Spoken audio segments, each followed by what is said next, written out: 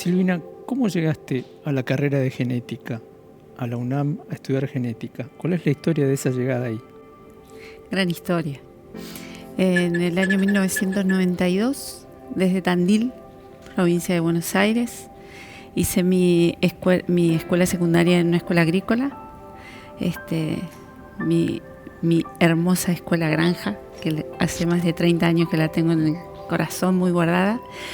Un profesor, un veterinario en tercer año, empezó a hablar por primera vez acerca de la genética.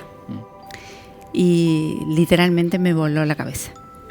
Y a partir de ese momento, teniendo veterinaria la Facultad del Centro de la provincia de Buenos Aires en Tandil, mis papás no podían entender. A 90 kilómetros de Balcarce para estudiar agronomía, en Tandil veterinaria, y la única hija se le plantaba a decir que iba a ir a estudiar genética nada más y nada menos que a Misiones, claro, hace 30 años atrás. Así que bueno, me vengo para estos lugares con 18 años, algo totalmente desconocido, y bueno, a partir de ahí emprendí un hermosísimo camino de amistad y de conocer el apasionante mundo de la genética.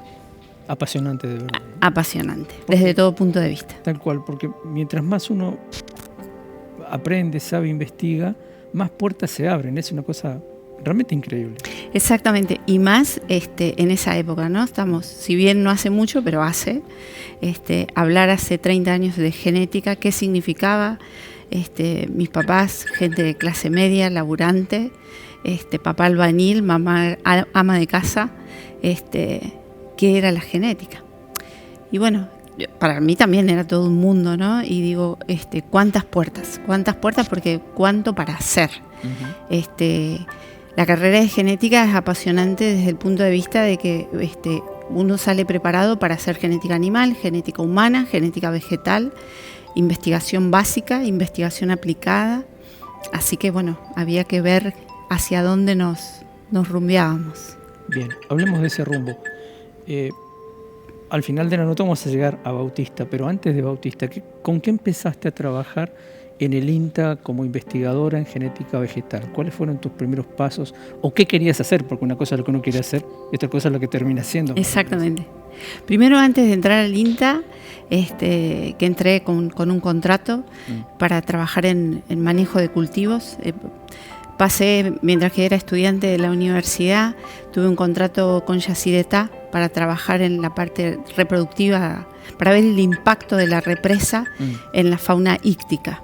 Así que pasé por los peces, por eso digo que es apasionante, porque te abre todas las ventanas y es un mundo, desde pasando por las cátedras como simple ayudante, pasé a estar en la parte de reproducción de peces, donde se investigaba acerca de qué era lo que estaba pasando con las poblaciones de justamente de los reproductores. Bueno, nos surge a mi esposo y a mí la posibilidad de venirnos para el INTA con una problemática que hacía un par de años que se había instalado, que era la roya de la soja, que en Brasil había causado estragos, y bueno, y el ingreso a la Argentina justamente a través de Misiones, y las empresas semilleras y los INTAs, como por ejemplo Marco Juárez, estaban muy interesados en ver qué era lo que estaba sucediendo. Entonces nos contratan para hacer investigaciones en lo que era manejo de ciertos cultivares y a su vez también probar algunos productos para ver cómo funcionaban en esto del ataque de la roya. Así que bueno, los primeros pasos en el INTA fue eso, probar materiales pertenecientes a las empresas, por eso que digo que era más manejo, no tanto genética. Luego también nosotros nos insertamos en lo que es todas las redes de evaluación de materiales de germoplasma, algunos comerciales o precomerciales antes de que sean liberados al mercado, y algunos también que pertenecen a los bancos de germoplasma de INTA, tanto Manfredi o Pergamino, en lo que es el cultivo de maíz y sorgo. Yo me dediqué más, digamos, a lo que es maíz y sorgo, pero dentro del grupo de cultivos anuales también se hace mucho la parte de tanto genética y manejo de soja. Uh-huh. Hablemos un poco más allá incluso de tu experiencia del INTA, del maíz. El maíz es un producto maravilloso, tiene que ver con culturas. Hay culturas que se llaman culturas del maíz en Centroamérica, en el norte de Sudamérica. Tiene desde el punto de vista genético una enorme variabilidad, ¿no? También. ¿Te has encontrado alguna vez en ese otro trabajo de extensión que haces con maíces muy antiguos, de esos que tienen una espiga pequeñita, que tienen colores raros? Contame un poco eso. Sí, el cultivo de maíz es un cultivo maravilloso, desde la rusticidad y la belleza que tiene. Yo trabajo mucho con las comunidades indígenas y las variedades Mbiá que ellos tienen, las Mbiá guaraní, son impresionantes. Y es como vos decís, cuando empecé a rumbear por el mundo del maíz, me empecé a encontrar con esa enorme variabilidad. Y en una provincia como Misiones, en donde la agrobiodiversidad está tan amenazada, porque no solamente es un cultivo con el cual la gente se alimenta, claro, y está en absolutamente todas las chacras, sino, por ejemplo, en lo que es las comunidades indígenas, tiene un fuerte componente espiritual y es, a su vez, es la leche de sus hijos. Claro. De las mamás indígenas. Entonces, y ahí fue donde se me abrió otra enorme ventana, que es empezar a trabajar en la conservación. Uh-huh. Pero para conservar primero tenía que conocer. Así que empezamos a ver de qué manera nosotros podíamos empezar a trabajar en esto de estudiar cuáles eran esas variedades que estaban presentes en la provincia, que había pasado hace, por ejemplo, 30 años atrás o más capaz que 40 años atrás, en relevamientos que habían hecho otras universidades, y ver qué es lo que había pasado con esa variabilidad, si se había perdido esa diversidad o que el impacto a su vez ambiental también había sido muy fuerte. Las metodologías de conservación también habían dejado su impronta, y bueno, así que se me abre otra posibilidad, que es empezar a trabajar en las estrategias de conservación. Uh-huh. Hablemos de eso, porque además Misiones tiene un movimiento muy particular. Fundamentalmente son mujeres, además, las guardianas. Las guardianas. Contame un poco eso, ¿qué trabajo hacen estas guardianas? Las guardianas de semillas, yo trabajo mucho con el movimiento por las semillas campesinas, uh-huh, y ahí el trabajo de las guardianes es impresionante, porque en este registro, en este relevamiento, en este camino que uno hace en las chacras, y a su vez en los meses de julio y agosto, todos se preparan a través de las ferias de intercambio de semillas, en este trueque, en este intercambio, para ver qué cosas se pueden intercambiar para iniciar su campaña de siembra. Y las semillas están en las manos de las guardianas. Y vos le preguntás, y es no solamente el guardar las semillas, sino la cantidad de conocimientos tradicionales que viene de la mano. Nosotros trabajamos en el registro de esas semillas, en ese relevamiento, y la verdad que, bueno, en la metodología de la encuesta que se le hace, son las mujeres. El hombre está ahí, está acompañando, pero la que responde y la que te dice cuánto hace que la tiene, por qué la siembra, qué es lo que le gusta, si es la estructura de plantas, si es la cobertura de la chala, por qué no la ataca ningún insecto.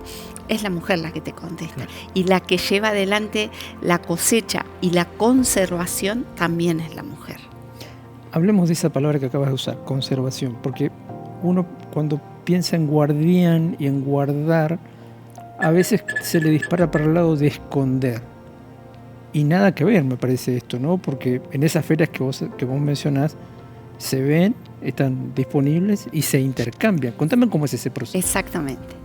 Bueno, hace más de 28 años que la provincia de Misiones se viene llevando adelante,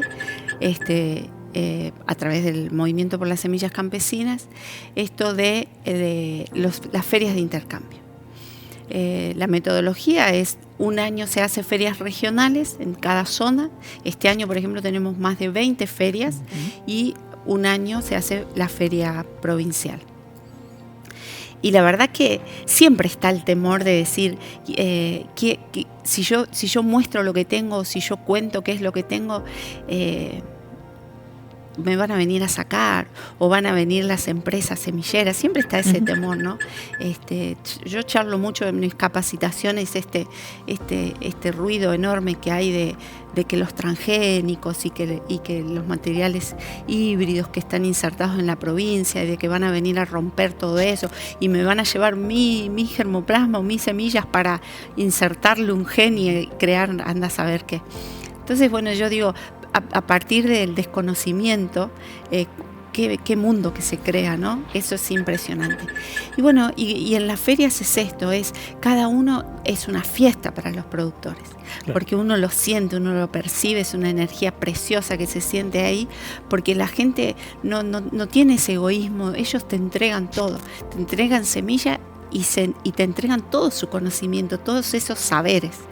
Por supuesto que es una construcción eso, ¿no es cierto? Digamos, eso uno no lo logra de un año para el otro. Y es un ida y vuelta, es un constante de decir, bueno, yo te abro mi mundo, te abro mi corazón como investigadora y respetando profundamente, digamos, tus conocimientos, tus semillas y tus saberes, y es un ida y vuelta. Yo hago lo mismo con ellos, así que es hermoso trabajar con la gente. Tal cual. Bueno, esta es una parte de tu trabajo. El extensionismo, el trabajo de la capacitación, el estar en los lugares. Sabemos que muchas veces te llamamos, estoy en Cerro Azul, estoy en San Pedro. Ahora, el otro trabajo, el de la genetista más pura y dura de laboratorio, ¿qué es lo que has venido haciendo también en esa línea de trabajo? Bien, en esto de decir, bueno, uno va pensando en el camino de decir qué vamos entregando, ¿no? Uh-huh. Hay que hacer estas devoluciones en la vida, como arrancamos nuestra charla. El esfuerzo de los viejos, el esfuerzo de los papás, el poder estudiar en una universidad pública, eso es una gratitud inmensa. Entonces, ¿cómo poder devolver a la sociedad que tanto esfuerzo ha hecho? Uh-huh. Y por algunas experiencias en la vida que por ahí nos ha tocado vivir, pensamos en esta alternativa. Pensamos en una variedad, la primer variedad de polinización libre. ¿Qué quiere decir esto? Que el productor puede sembrar, cosechar y quedarse con esa semilla. No depende de ningún paquete tecnológico y fundamentalmente no depende de ir a comprar ese insumo, claro, que es la semilla. O comprar todos los años. O comprar todos los años. Pensando en la idiosincrasia, pensando en la cultura, pensando en un montón de cosas de los pequeños productores de Misiones. Entonces, bueno, planteamos esto, ¿no? Las variedades locales tan queridas y las variedades criollas de maíz tan requeridas en la provincia de Misiones, con muchas cosas buenas, pero a la vez cosas a tratar de mejorar, como por ejemplo son de ciclo muy largo, son plantas muy altas, pero tienen otras cosas muy buenas, como son una cobertura de chala preciosa, la mazorca está muy cubierta, entonces, por ejemplo, el ataque de los insectos o de los pájaros. Entonces, había cosas para corregir y había cosas que podíamos mejorar. Entonces, bueno, se planteó esto, ¿no? De tener una alternativa, porque Bautista, hoy Bautista en su momento en nuestros ensayos era BB11, así lo habíamos denominado. Decíamos, bueno, planteémonos esto, ¿no? De crear, de desarrollar una variedad de polinización libre para que los productores puedan sumar a su abanico de posibilidades. Y bueno, y así fue que en el año 2011 empezamos a trabajar a partir de los padres, digo yo, de Bautista, son 22 líneas, 22 germoplasmas, provienen, digamos, de 22 materiales, a partir de los cuales empezamos a hacer selección, cruzamiento, metodologías de genética o de mejoramiento básico, porque acá no utilizamos biotecnología, digamos, claro, es un material convencional, y bueno, año tras año, algunos años avanzábamos, otro año íbamos para atrás porque había cosas para ir corrigiendo, cosas que no nos gustaba, y llegamos a lo que es hoy, ¿no? Con la gran alegría de que a la gente le gusta, los productores lo eligen, y eso es lo más hermoso que nos puede pasar como grupo creador, ¿no es cierto? Claro. Claro. Y en ese sentido, digamos, Bautista ya es un logro, digamos, es un resultado. ¿Sigue habiendo en ese mismo grupo y con esas mismas metodologías más caminos a seguir, bifurcaciones de esos caminos, otros resultados objetivos a obtener? Sí, por supuesto. Primero que a Bautista siempre hay que estarlo trabajando, siempre hay cosas para corregir y para mejorar, así que siempre se está desde la multiplicación, como nosotros como semilleros tenemos que lograr todos los años que haya semilla básica para mantener esa variabilidad, porque no hay que olvidarse de que es una variedad. Ahí no puede haber ningún tipo de uniformidad, tenemos que seguir trabajando en esa variabilidad y buscándole algunas vueltitas, como por ejemplo, ahora estamos trabajando ya hace 3 años en un Bautista súper dulce, que también era una necesidad por ahí por los feriantes de las ferias francas que nos solicitaban materiales súper dulces, como para ofrecerlos, digamos, claro, como un producto en fresco. Y bueno, empezamos a trabajar en selección y cruzamiento. Ahí estamos trabajando con unos materiales que fueron desarrollados por INTA Pergamino, donde se encuentra el banco de germoplasma de maíz. Y bueno, se probaron algunas líneas, algunas variedades, algunas funcionaron, otras más o menos, y a partir de eso empezamos a hacer algunos cruzamientos. Algunos pegaron, otros más o menos, pero estamos en un buen camino. Y sería un cruzamiento, digamos, no tan amplio como partimos, como fue la base, digamos, de Bautista, pero sí ya estamos trabajando en un Bautista súper dulce. Hablemos de otra parte del trabajo, que es la conformación de equipos. Pues esto se lo he preguntado a casi todos los que han estado sentados ahí en esa silla, y he recibido respuestas de los más variadas. En tu caso, entiendo que trabajas en un equipo grande, pero ¿te gusta trabajar en equipo? ¿Preferís trabajar sola? ¿Se puede trabajar solo en lo que vos haces? Trabajar en equipo es lo más hermoso que a uno le puede pasar. Nada se logra solo. Y yo creo que hoy lo que nos está pasando demuestra claramente que nadie se salva solo, ¿no? Tiene que ser un trabajo colectivo. La sumatoria de saberes, de experiencia, lo que no se le ocurre a uno se le ocurre al otro.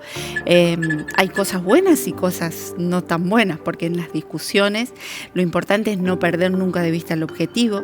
Se plantea un problema, se tira sobre la mesa un problema y todos suman. Y bueno, está el ego, está el que mi idea es la única y es la mejor. Bueno, eso pasa cuando el objetivo no está claro y cuando no sabemos qué es lo que queremos realmente lograr. Nosotros hace más de 20 años que estamos trabajando en el INTA y nuestro equipo de trabajo denominado es el equipo de cultivos anuales, que está conformado por Mónica Heck, por Adrián de Lucía, por Jorge Blaschic y yo, Silvina. Hemos conformado un hermosísimo grupo de trabajo, porque no solo somos compañeros que vivimos toda la semana de 7 a 4 de la tarde, prácticamente somos una familia. Hemos logrado, somos amigos. Claro.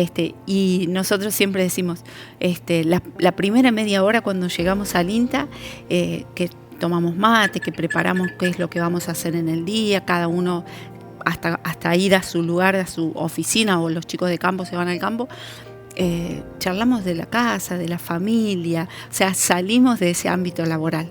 Porque muchas veces decimos, es tan fácil decir, uy, no quiere trabajar, o le pasa tal cosa, o vino con mala cara.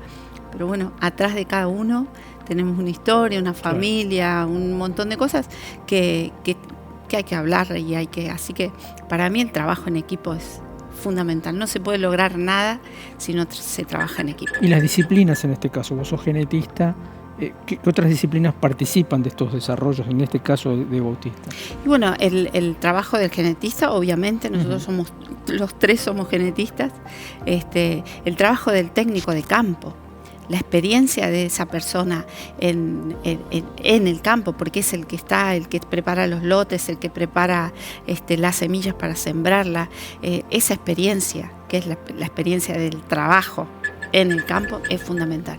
Y después, por supuesto, el aporte del ingeniero agrónomo. Nosotros tuvimos que aprender de agronomía, porque la facultad te enseña lo básico, pero cuando llegas al campo tenés un montón de cosas a resolver. Así que el trabajo del ingeniero agrónomo en el manejo, en todo lo que sea la parte de suelo, cómo hacer un análisis de suelo. No nos vamos a poner a hacer un análisis de suelo, pero sí cómo tomar esa muestra para llevarle al técnico de laboratorio.